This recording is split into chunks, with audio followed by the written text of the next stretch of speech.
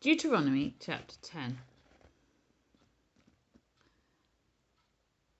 At that time the Lord said to me, "Chisel out 2 stone tablets like the first ones and come up to me on the mountain.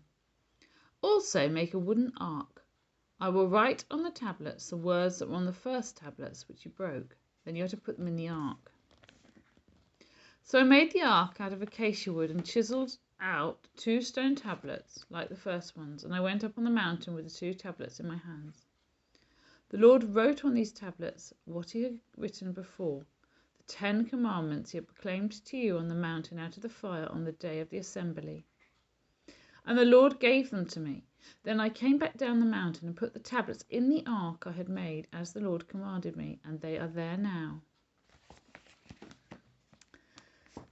The Israelites travelled from the wells of Ben-Jarkan to Moserah, where there Aaron died and was buried, and Eleazar his son succeeded him as priest.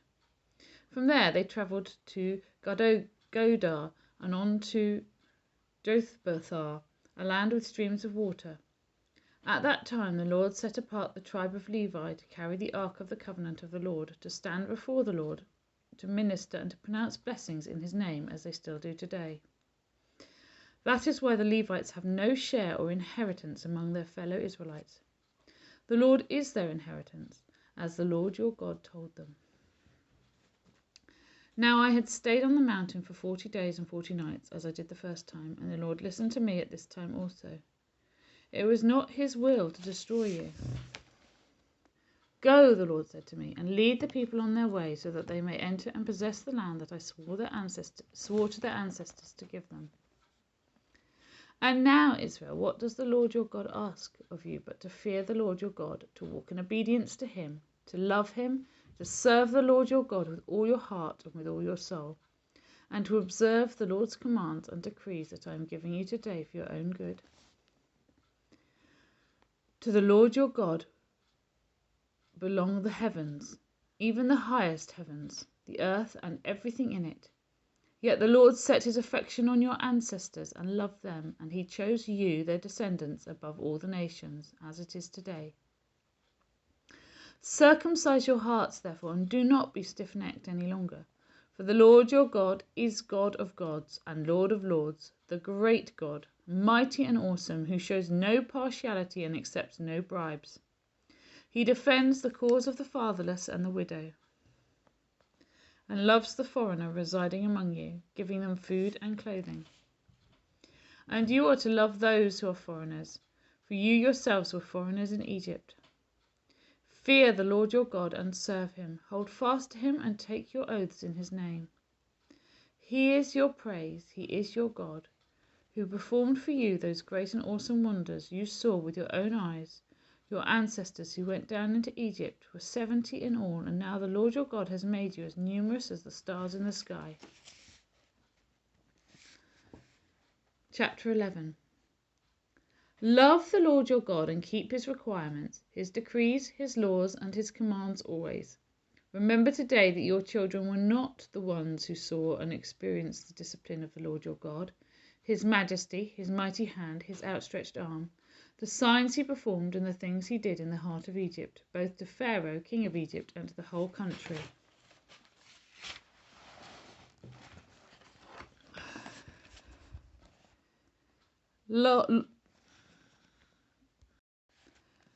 What he did to the Egyptian army, to its horses and chariots, how he overwhelmed them with the waters of the Red Sea as they were pursuing you, and how the Lord brought lasting ruin on them.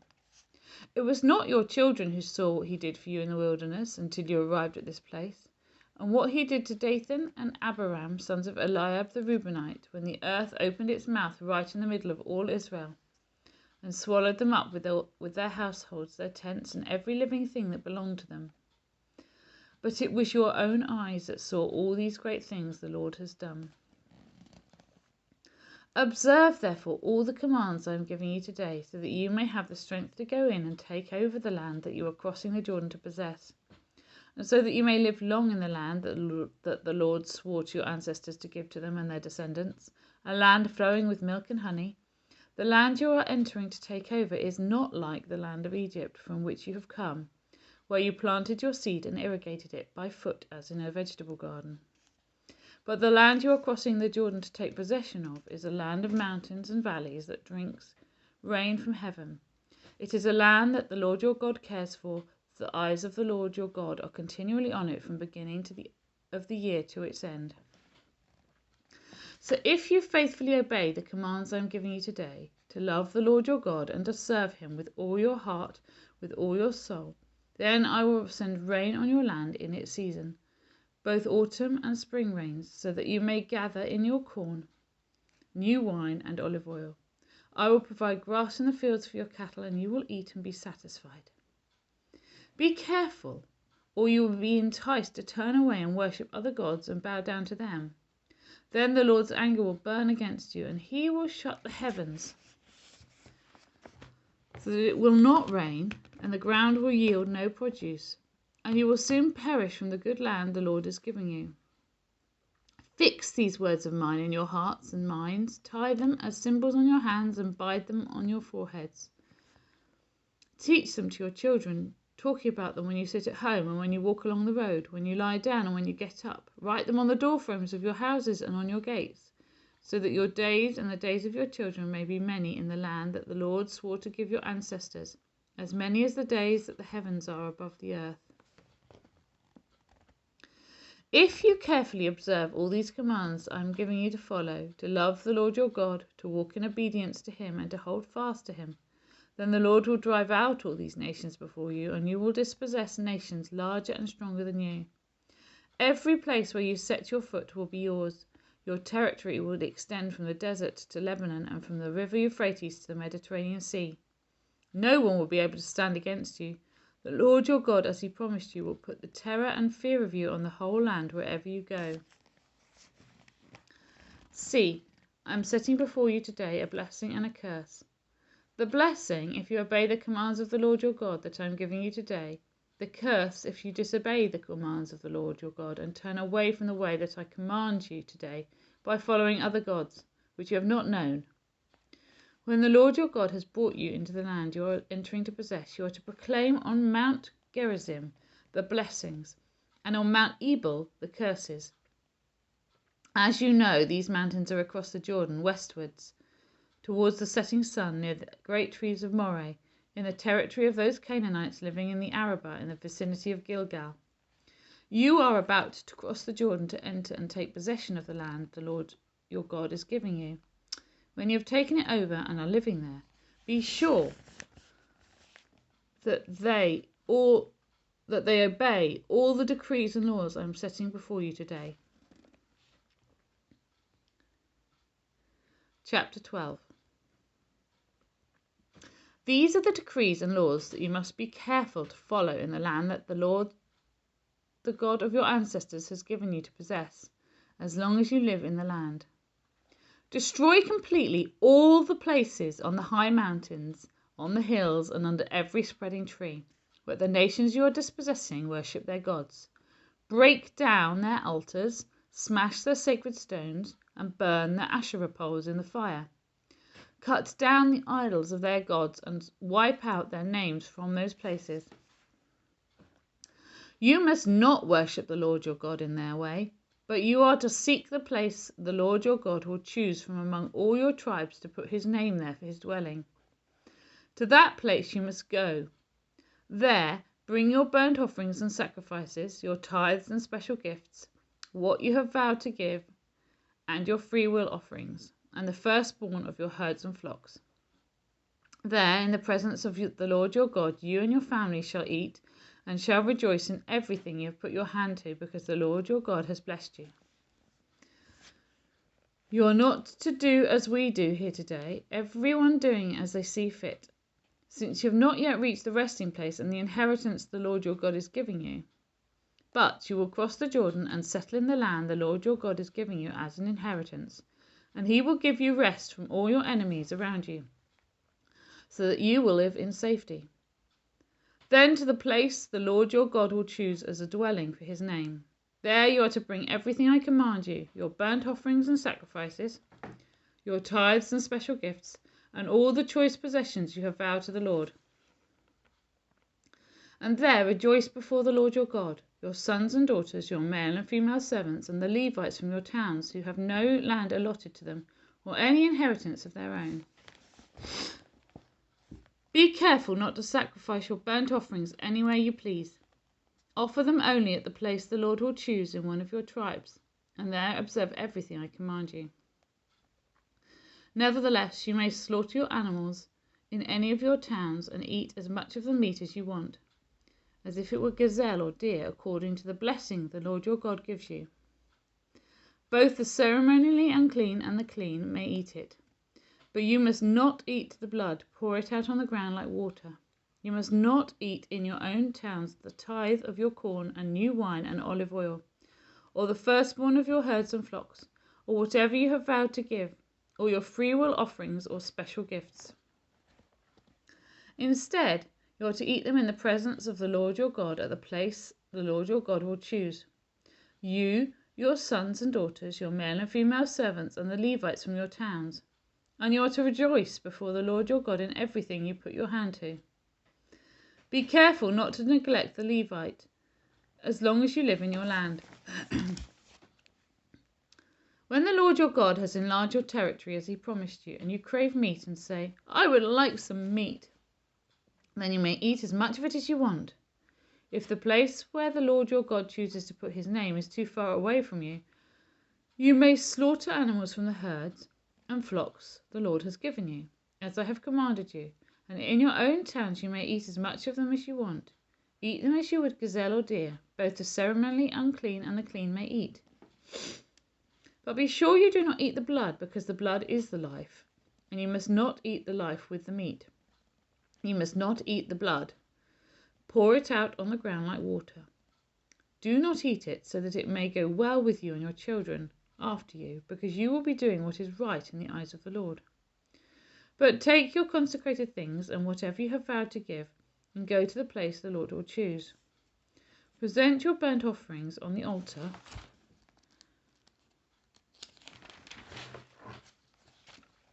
of the Lord your God, both the meat and the blood. The blood of your sacrifices must be poured beside the altar of the Lord your God, but you may eat the meat. Be careful to obey all these regulations I am giving you, so that it may always go well with you and your children after you, because you will be doing what is good and right in the eyes of the Lord your God. The Lord your God will cut off before you the nations you are about to invade and dispossess. But when you have driven them out and settled in their land, and after they have been destroyed before you, be careful not to be ensnared by inquiring about their gods, saying, how do these nations serve their gods? We will do the same. You must not worship the Lord your God in their way, because in worshipping their gods they do all kinds of detestable things the Lord hates. They even burn their sons and daughters in the fire as sacrifices to their gods. See that you do all I command you. Do not add to it or take away from it. If a prophet or one who foretells by dreams appears among you and announces to you a sign or wonder, and if the sign or wonder spoken of takes place, and the prophet says, let us follow other gods you have not known, and let us worship them, you must not listen to the words of that prophet or dreamer. The Lord your God is testing you to find out whether you love him with all your heart and with all your soul. It is the Lord your God you must follow, and him you must revere. Keep his commands and obey him, serve him and hold fast to him. That prophet or dreamer must be put to death for inciting rebellion against the Lord your God, who brought you out of Egypt and redeemed you from the land of slavery. That prophet or dreamer tried to turn you from the way the Lord your God commanded you to follow. You must purge the evil from among you. If your very own brother or your son or daughter or the wife you love or your closest friend secretly entices you, saying, let us go and worship other gods, gods that neither you nor your ancestors have known, gods of the peoples around you, whether near or far from one end of the land to the other, do not yield to them or listen to them. Show them no pity. Do not spare them or shield them. You must certainly put them to death. Your hand must be the first in putting them to death, and then the hands of all the people. Stone them to death because they tried to turn you away from the Lord your God, who brought you out of Egypt, out of the land of slavery. Then all Israel will hear and be afraid, and no one among you will do such an evil thing again.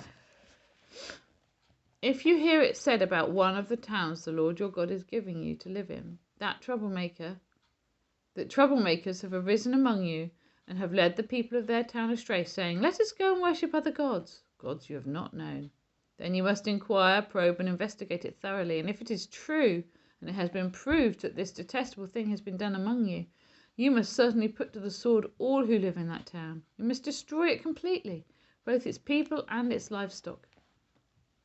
You are to gather all the plunder of the town in the middle of the public square and completely burn the town and all its plunder as a whole burnt offering to the Lord your God. That town is to remain a ruin forever, never to be rebuilt, and none of the condemned things are to be found in your hands. Then the Lord will turn from his fierce anger, will show you mercy, and will have compassion on you. He will increase your numbers as he promised on oath to your ancestors, because you obey the Lord your God by keeping all his commands that I am giving you today and doing what is right in his eyes. Chapter 14. You are the children of the Lord your God. Do not cut yourselves or shave the front of your heads for the dead. For you are a people holy to the Lord your God. Out of all the peoples on the face of the earth, the Lord has chosen you to be his treasured possession. Do not eat any detestable thing. These are the animals you may eat: the ox, the sheep, the goat, the deer, the gazelle, the roe deer, the wild goat, the ibex, the antelope, and the mountain sheep. You may eat any animal that has a divided hoof and that chews the cud. However, those that chew the cud or have a divided hoof, you must not eat the camel, the hare, or the hyrax. Although they chew the cud, they do not have a divided hoof. They are ceremonially unclean for you. The pig is also unclean, although it has a divided hoof. It does not chew the cud. You are not to eat their meat or touch their carcasses. Of all the creatures living in the water, you may eat any that has fins and scales, but anything that does not have fins and scales you may not eat, for you it is unclean. You may eat any clean bird, but those you may not eat: the eagle, the vulture, the black vulture, the red kite, the black kite, any kind of falcon, any kind of raven, the horned owl, the screech owl, the gull, any kind of hawk, the little owl, the great owl, the white owl, the desert owl, the osprey, the cormorant, the stork, any kind of heron, the hoopoe, and the bat. All flying insects are unclean to you. Do not eat them. But any winged creature that is clean you may eat. Do not eat anything you find already dead. You may give it to the foreigner residing in any of your towns, and they may eat it. Or you may sell it to another foreigner. But you are a holy people, holy to the Lord your God. Do not cook a young goat in its mother's milk. Be sure to set aside 1/10 of all that your fields produce each year. Eat the tithe of your corn, new wine, and olive oil, and the firstborn of your herds and flocks, in the presence of the Lord your God, as the place he will choose as a dwelling for his name, so that you may learn to revere the Lord your God always. But if that place is too distant, and you have been blessed by the Lord your God and cannot carry your tithe, because the place where the Lord will choose to put his name is so far away, then exchange your tithe for silver, and take the silver with you, and go to the place the Lord your God will choose. Use the silver to buy whatever you like: cattle, sheep, wine, or other fermented drink, or anything you wish. Then you and your household shall eat there in the presence of the Lord your God and rejoice. And do not neglect the Levites living in your towns, for they have no land allotted to them or any inheritance of their own. At the end of every 3 years, bring all the tithes of that year's produce and store it in your towns, so that the Levites, who have no land allotted to them or any inheritance of their own, and the foreigners, the fatherless, and the widows who live in your towns may come and eat and be satisfied, and so that the Lord your God may bless you in all the work of your hands. Psalm chapter 5. For the director of music for pipes, a psalm of David. Listen to my words, Lord. Consider my lament. Hear my cry for help. My King and my God, for to you I pray. In the morning, Lord, you hear my voice. In the morning I lay my requests before you and wait expectantly. For you are not a God who is pleased with wickedness. With you, evil people are not welcome. The arrogant cannot stand in your presence. You hate all who do wrong. You destroy those who tell lies. The bloodthirsty and deceitful you, Lord, detest. But I, by your great love, can come into your house. In reverence, I bow down towards your holy temple. Lead me, Lord, in your righteousness, because of my enemies. Make your way straight before me. Not a word from their mouth can be trusted. Their heart is filled with malice. Their throat is an open grave. With their tongues they tell lies. Declare them guilty, O God. Let their intrigues be their downfall, and banish them for their many sins. For they have rebelled against you. But let all who take refuge in you be glad. Let them ever sing for joy. Spread your protection over them, that those who love your name may rejoice in you.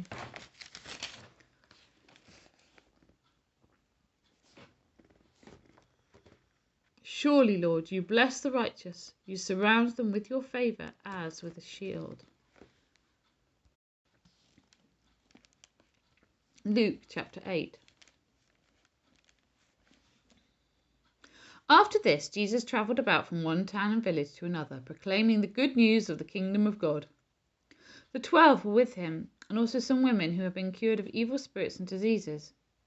Mary, called Magdalene, from whom 7 demons had come out, Joanna, the wife of Chuza, the manager of Herod's household, Susanna, and many others. These women were helping to support them out of their own means. While a large crowd was gathering and people were coming to Jesus from town after town, he told this parable. A farmer went out to sow his seed. As he was scattering the seed, some fell along the path. It was trampled on and the birds ate it up.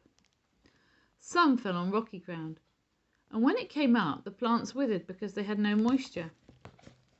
Other seed fell among thorns, which grew up with it and choked the plants.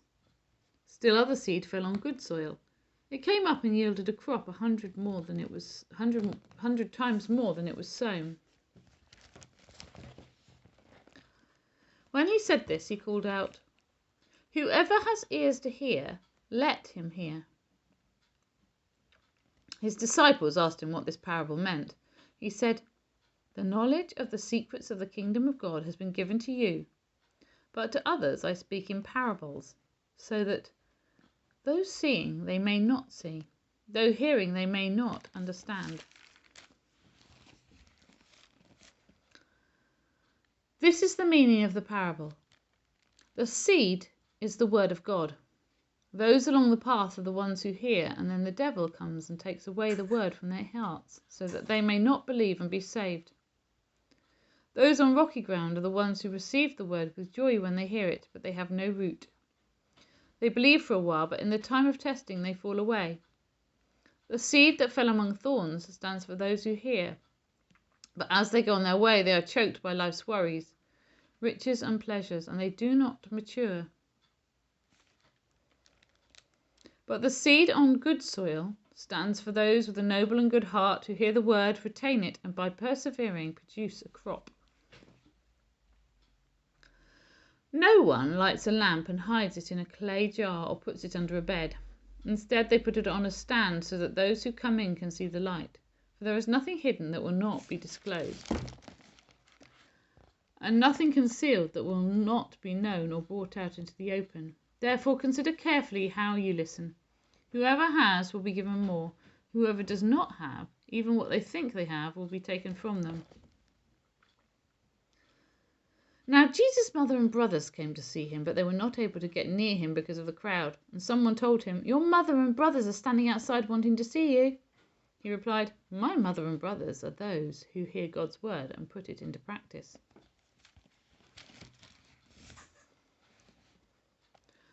One day, Jesus said to his disciples, "Let us go over to the other side of the lake."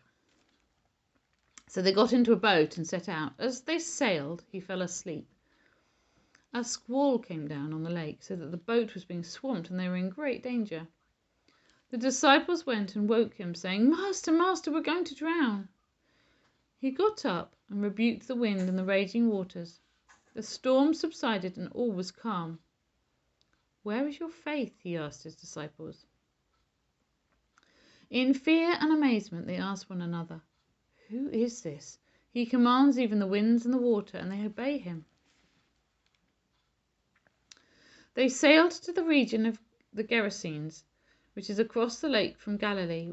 When Jesus stepped ashore, he was met by a demon-possessed man from the town. For a long time this man had not worn clothes or lived in a house, but had lived in the tombs. When he saw Jesus, he cried out and fell at his feet, shouting at the top of his voice, "What do you want with me, Jesus, Son of the Most High God? I beg you, don't torture me." For Jesus had commanded the impure spirit to come out of the man. Many times it had seized him, and though he was chained hand and foot, kept under guard, he had been broken the chains and been driven by the demon into solitary places. Jesus asked him, "What is your name?" "Legion," he replied, because many demons had gone into him, and they begged Jesus repeatedly not to order them to go into the abyss. A large herd of pigs was feeding there on the hillside. The demons begged Jesus to let them go into the pigs, and he gave them permission. When the demons came out of the man, they went into the pigs, and the herd rushed down the steep bank into the lake and was drowned. When those tending the pigs saw what had happened, they ran off and reported this in the town and countryside, and the people went out to see what had happened. When they came to Jesus, they found the man from whom the demons had gone out sitting at Jesus' feet, dressed and in his right mind, and they were afraid. Those who had seen it told the people how the demon-possessed man had been cured. Then all the people of the region of the Gerasenes asked Jesus to leave them, because they were overcome with fear. So he got into the boat and left. The man from whom the demons had gone out begged to go with him, but Jesus sent him away, saying, "Return home and tell how much God has done for you." So the man went away and told all over the town how much Jesus had done for him. Now when Jesus returned, a crowd welcomed him, for they were all expecting him. Then a man named Jairus, a synagogue leader, came and fell at Jesus' feet, pleading with him to come to his house, because his only daughter, a girl of about 12, was dying. As Jesus was on his way, the crowds almost crushed him.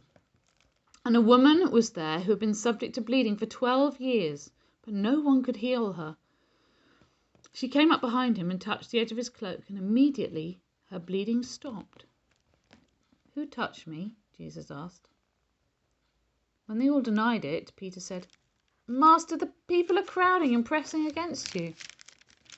But Jesus said, "Someone touched me. I know that power has gone out from me."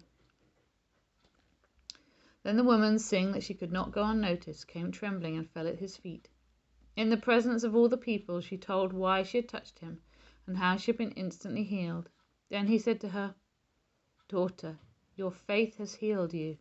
Go in peace." While Jesus was still speaking, someone came from the house of Jairus, the synagogue leader. "Your daughter is dead," he said. "Don't bother the teacher anymore." Hearing this, Jesus said to Jairus, "Don't be afraid, just believe, and she will be healed." When he arrived at the house of Jairus, he did not let anyone go in with him except Peter, John, and James, and the child's father and mother. Meanwhile, all the people were wailing and mourning for her. "Stop wailing," Jesus said. "She is not dead, but asleep." But they laughed at him, knowing that she was dead. But he took her by the hand and said, "My child, get up." Her spirit returned, and at once she stood up. Then Jesus told them to give her something to eat. Her parents were astonished, but he ordered them not to tell anyone what had happened.